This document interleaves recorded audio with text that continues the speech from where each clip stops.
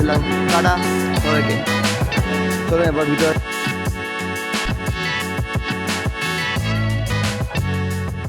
What's up, squad RPB? This is Ritam Paja and welcome back to my YouTube channel RP Vlogs. I hope you guys are doing extremely well.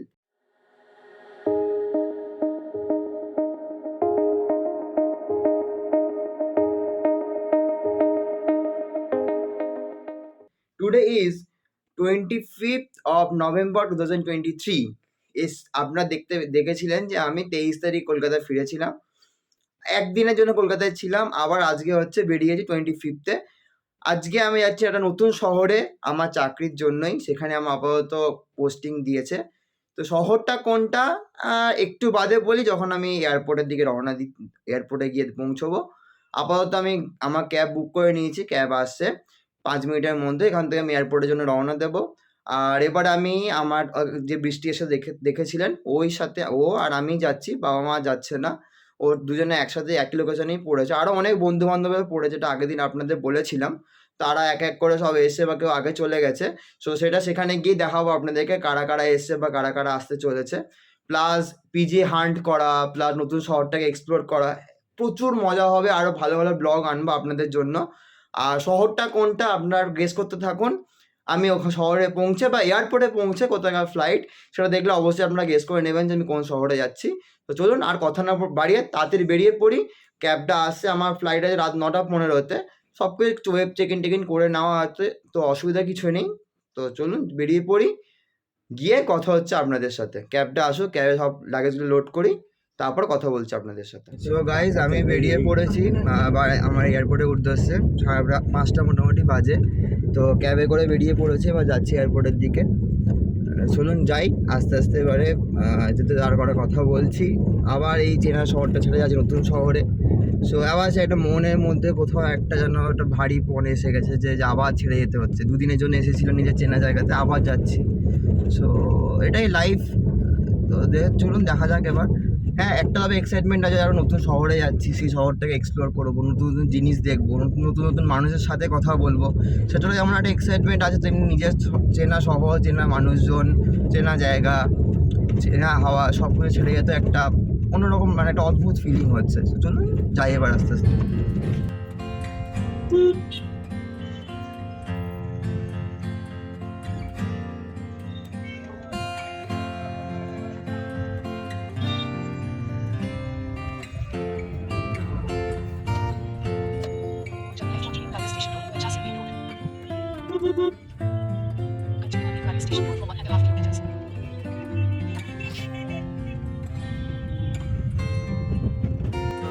বাইপাসে উঠে পড়েছি, দেখুন এই কলকাতার চেনার traffic.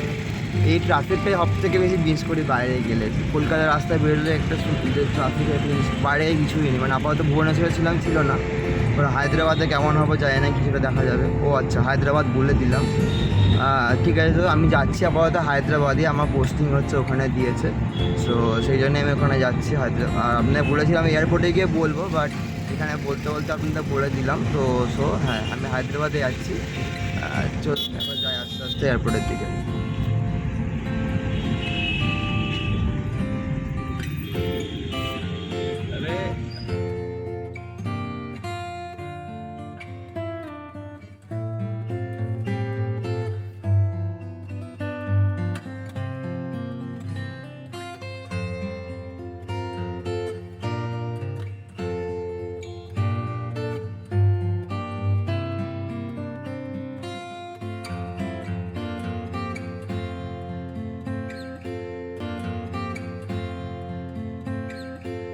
Finally airport চলে এসেছি। দেখুন ডিপার্চারের দিকে যাচ্ছি। টার্মিনাল 2 থেকে আমার ফ্লাইট আছে। তো এই কয়েকদিন আগে এসেছিলাম, বন্ধুদের ছাড়তে এবার নিজে বাইরে যাওয়ার জন্য এয়ারপোর্ট আসছে। তো চলুন যাই এবারে। বৃষ্টি টার্মিনাল 2 গেটটা ওয়েট করছে, ওখানে যাই, নেমে তারপর কথা হচ্ছে আপনাদের সাথে। আসলাম, টাটা সবাইকে। চলুন এবার ভিতরে যাই, তারপর কথা হচ্ছে। তো গাইস, আমাদের সব কিছু চেক-ইন কমপ্লিট হয়ে গেছে। সিকিউরিটি চেক-ইন করে আবার তো আমার গেট নাম্বার হচ্ছে 22। এসে দেখুন 22-এর পাশেই বসে আছি। দেখ দেখ দেখ দেখ কে আচ্ছা। তো দিন আবার এখানে বসে আছি। আমাদের 8:30টার সময় বোর্ডিং স্টার্ট হবে, তো তারপরে আমরা অনবোর্ড করবো ফ্লাইটে। আপাতত এখানে আমাদের একটা স্নিকার্স খাচ্ছি, বহুত খিদে পেয়েছে। সো খেয়ে নিয়ে তারপর ফ্লাইট আসবে, তারপর ফ্লাইটে সিটটা বসে তারপর কথা বলছি আপনাদের সাথে। তো গাইস, এই যে আমাদের ফ্লাইট এসে গেছে, এটা হচ্ছে আমাদের ফ্লাইট এয়ার এশিয়া।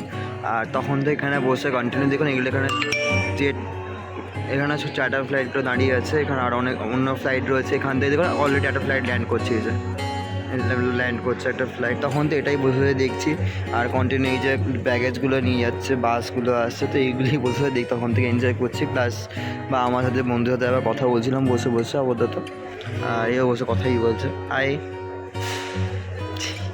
তো অলমোস্ট 8:35 বাজে, এবারে চেকিং শুরু হবে, বোর্ডিং শুরু হবে। ফ্লাইটও দিয়ে দেখালাম এইটা ফ্লাইটে। আমাদের এবার বোর্ডিং স্টার্ট হয়ে গেছে, 8:35 থেকে শুরু কথা ছিল। এটা ঘুম পেয়ে গেছে, বলছি ফ্লাইটে ঘুমাবে। সো চলুন এবার বোর্ডিং করি। এই দেখুন বোর্ডিং স্টার্ট হয়ে গেছে, সবাই লাইনে দাঁড়িয়ে আছে, আমরা আবার লাইনে ওয়েট করছি। তো বোর্ডিং হয়ে যাক, তারপর কথা হচ্ছে। গাইস, আমাদের ফ্লাইট ডিলে হয়ে গেছে একটু, 8:30 থেকে শুরু হওয়ার কথা ছিল বোর্ডিং। তো এখন কিছু টেকনিক্যাল কিছু প্রবলেম হচ্ছে, হুইল চেঞ্জ করছে, তো সেই জন্য আরও আধ ঘন্টা লেট হবে। মিনিমাম 45 মিনিটস বলেছে, 9:45 মতো এক্সপেক্টেড বোর্ডিং স্টার্ট হবে। তো আমরা খাবার নিয়ে চলে এসেছি বাবুর থেকে, এই যে, কারণ বহুত খিদে পেয়েছে, ওটাই বেটার। বহুত খিদে পেয়ে গেছে, খাবারটা খেয়ে নিই, কারণ জানি না কখন শেষ হবে, কখন স্টার্ট করবে ফ্লাইট। দেখা যাক, ফার্দার যখন স্টার্ট হবে তখন আমি দিচ্ছি আপনাদেরকে আপডেট। সো গাইজ, বোর্ডিং শুরু হলো, জাস্ট ঢুকলাম। চলুন এবার যাই, এবার ফ্লাইটে গিয়ে বসি। হ্যাঁ, প্রায় অলমোস্ট 1.5 আওয়ার লেট করলো, বাট ইটস ফাইন। যে আলটিমেটলি ক্যান্সেল হয়নি, বোর্ডিং দিয়ে দিয়েছে। চলো লেটস গো, প্রায় 1 ঘন্টা লেট হলো আমার বলতে, প্রায় 12:30 নাগাদ হায়দ্রাবাদ পৌঁছলো। চলুন যাই, গিয়ে তারপর দেখছি। আবার তো ফ্লাইটে গিয়ে বসি। ফাইনালি বোর্ডিং খুললো, বল। এক্স্যাক্টলি। চলুন যাওয়া, ফাইনালি অনবোর্ড হয়ে গেছে, ফ্লাইটে বসে বেচারা গেছে শেষ। সো অ্যারাউন্ড 5-7 মিনিটের মতো টেক অফ করে নেবে, আর ওখানে গিয়ে পৌঁছাবে around 12 midnight. So hotel book করা আছে, দেখা যাক একদম টেক অফ করুক, তারপর দেখা যাক। আর কলকাতা থেকে ফাইনালি বাই বাই বলবো for I don't know how much time. So চলুন রানাতে যাক, তারপর কথা বলছি। শুরু করেছি।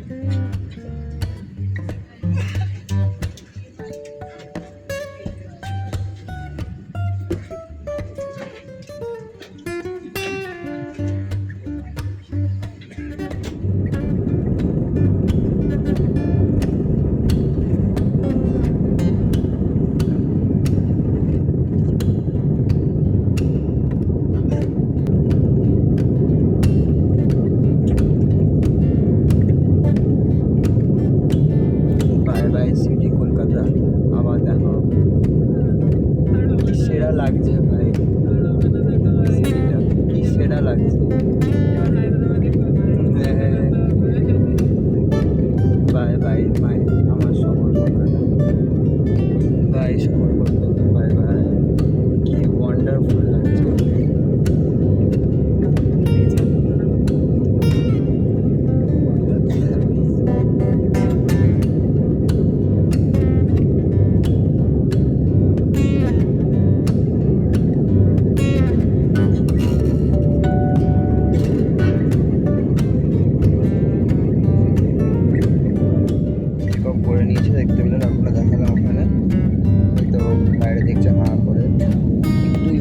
লাগছে, বা একটা এক্সাইটমেন্টও লাগছে, নতুন শহরে যাচ্ছি, নতুন জায়গায় যাচ্ছি, নতুন বন্ধুদের পাবো। সো চলুন যাওয়া যাবে হায়দ্রাবাদের দিকে। আপাতত তো প্লেনে কিছু করার নেই, আর 10:30 বাজে পছন্দ করছে, ভাবছি একটু ঘুমিয়ে নেবো, এরকম পেয়েছে। সো চলুন যাই, এবারে একটু ঘুমিয়ে নিই, আমার খবর আছে। আরও বেশি আহারে ইমোশনাল লাগছে, স্বাভাবিক, কারণ নিজের ভালোবাসার শহরটা সে নতুন জায়গায় যেতে হচ্ছে, নিজের ভালোবাসার মানুষ, কাছের মানুষগুলোকে ছেড়ে, বাবা মা বন্ধু বান্ধব সবাইকে ছেড়ে নতুন জায়গায় যেতে হচ্ছে। So it's life, nothing can be better. চলুন যাওয়া যাক এবার। যখন গঙ্গার উপর দিয়ে ফ্লাই করছি আমরা, আবার কবে ফিরবো কে জানে।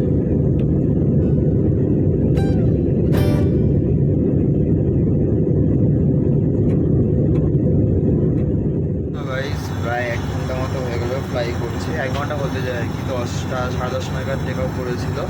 এখন 11:17 বাজে। মানে রাতের ফ্লাইট তো প্রচণ্ড ঘুমও পাচ্ছে। সো ওয়াশরুমে এসে না একটু আবার একটু ঘুমায় একদম হায়দ্রাবাদে নেমে কথা বলছি, কারণ সবাই এমনিও ঘুমাচ্ছে, লাইট ডিম করা রয়েছে বাইরে। সো এইভাবেই চলছে আর কি। যাই, যদি সকালের ফ্লাইট হতো বাইরে খুব সুন্দর লাগতো দেখতে, যে সুন্দর মেঘগুলো উঠছে, মেঘের মধ্যে সূর্যটা হালকা হাওয়া দিচ্ছে, খুব সুন্দর লাগে দেখতে। বা রাতে হওয়ার জন্য বাইরে পুরো ঘুমটা অন্ধকার, শুধু উইংয়ের যে লাইটটা ব্লিঙ্ক করে ওইটুকু ছাড়া কিছুই দেখা যাচ্ছে না টেক অফ করা একটু পর থেকে। সো কিছুই আর করার নেই, এখন তাই বসে আমি একটু ঘুমাচ্ছিলাম। চলে আবার ঘুমটা কন্টিনিউ করে একদম হায়দ্রাবাদে নেমে তারপর কথা বলছি আপনাদের সাথে।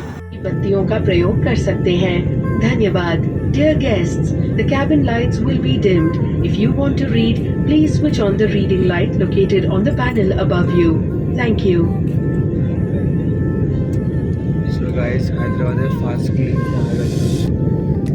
অনেকটা উপরে আছে আপাতত আমরা, বাট ফার্স্ট ক্লিনিকটা আমরা দেখতে পাচ্ছি এখান থেকে। But not like Kolkata, that is something different. আমরা মোটামুটি এখন প্রায় বাজে 12:15 মতো আমরা এবার ল্যান্ডিং করতে চলেছি।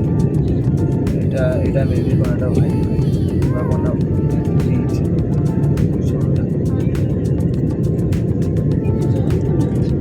হ্যাঁ ওটা কোনো নদী, তার উপরে কোনো ব্রিজ।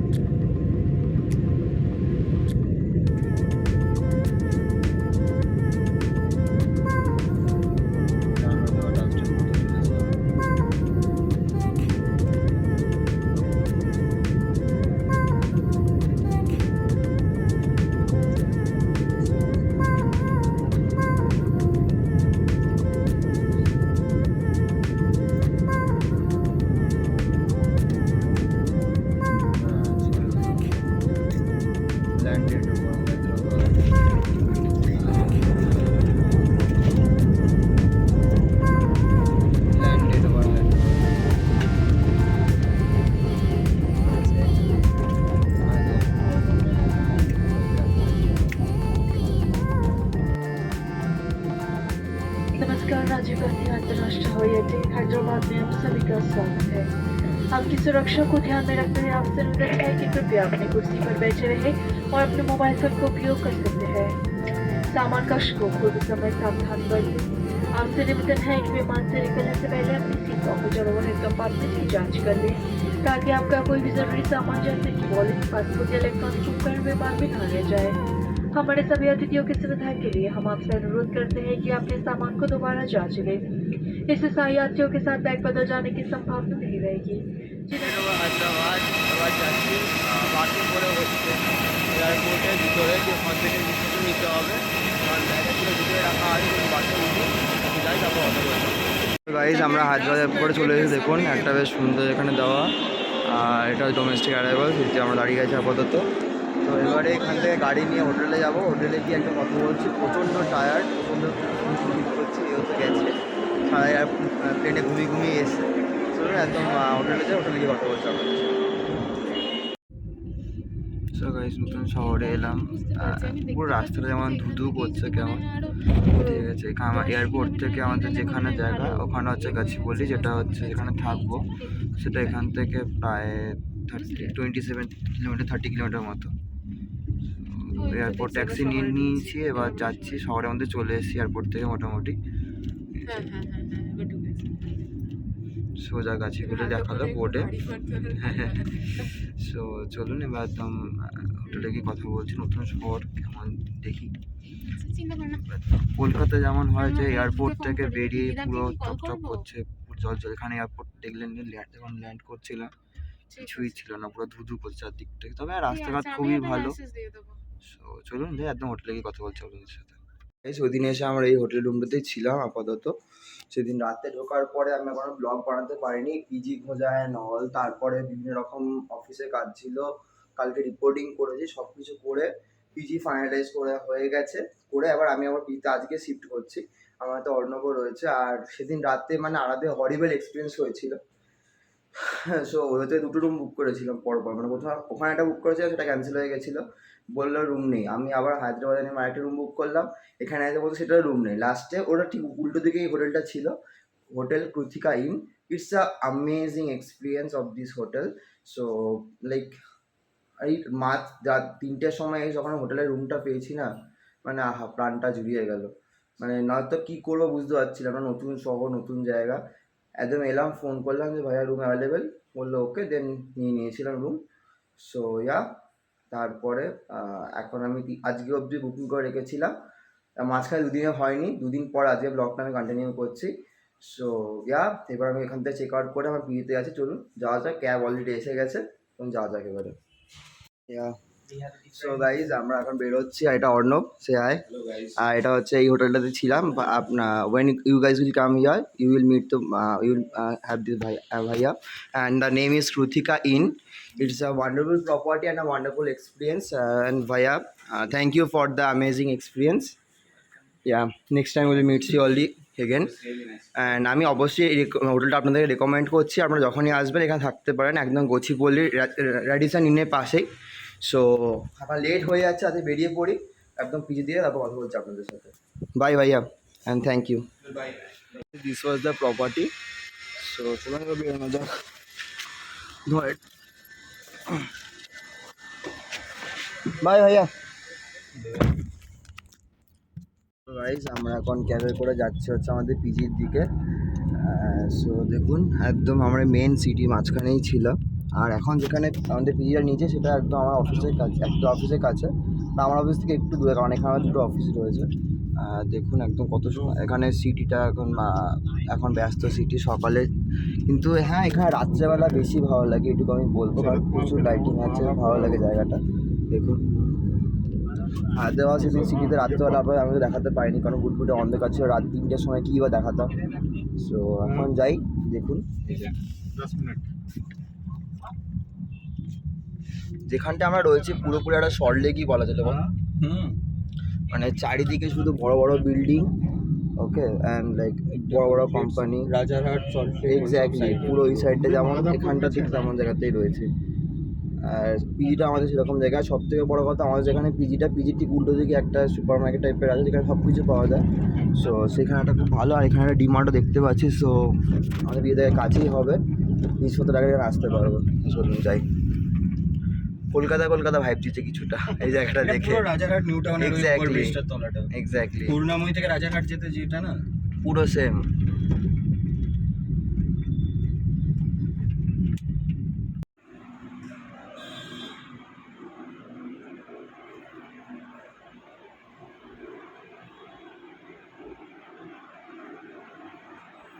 দুটো বেড এরকম বড় বড়, দুটো সাইড টেবিল আছে, এগুলো আলমারিগুলো রয়েছে, 3টে পাল্লার আলমারি আছে। যে আলমারি, এটা হচ্ছে আয়না একটা বড়, এটা হ্যাঙ্গার লাগানোর জায়গা, একটা ওয়াশ বেসিন, একটা মিরার, আর ওয়াশরুমটা এরকম বড়।